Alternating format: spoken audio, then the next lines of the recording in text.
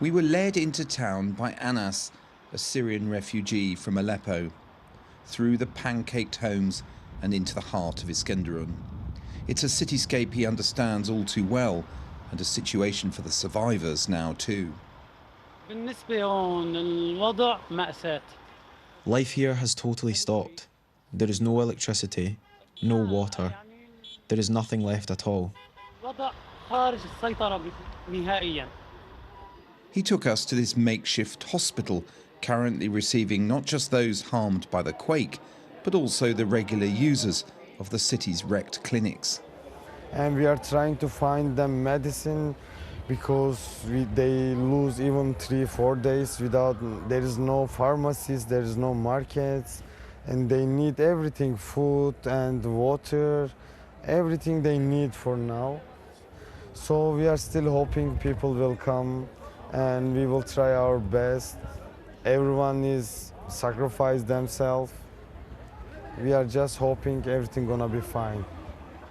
Help is getting through, an airborne field hospital from India no less, flown in and now getting past language barriers to treat those coming to this makeshift hospital. So the situation in this city is that one hospital was destroyed by the earthquake. The other main hospital behind me looks all right from a distance, but actually its structure has now been fatally compromised and it can't be used. So the patients have all been brought to the school opposite, and now into this picture have come an Indian military medical team who are trying to help out. Inside, this boy needed stitches for a head wound. He was helped through the ordeal by a combination of Indian and Turkish medics.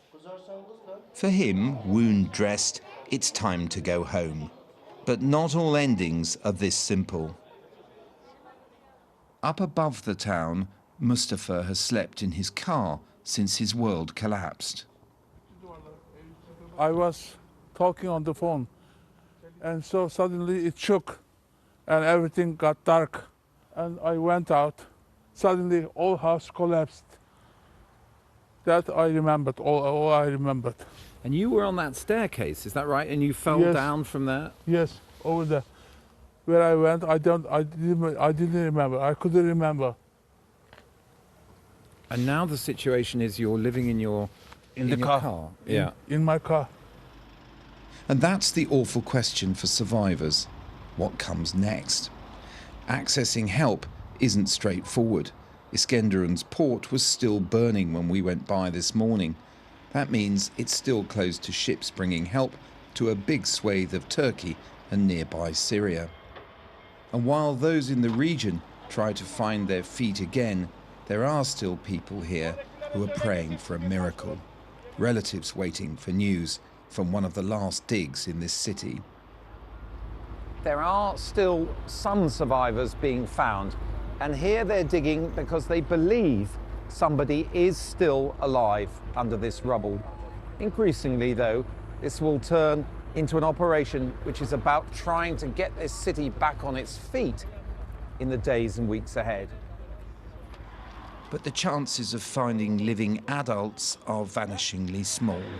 It's about those who came through it now, about questions of normality and how on earth to find it again in this place of toppled lives.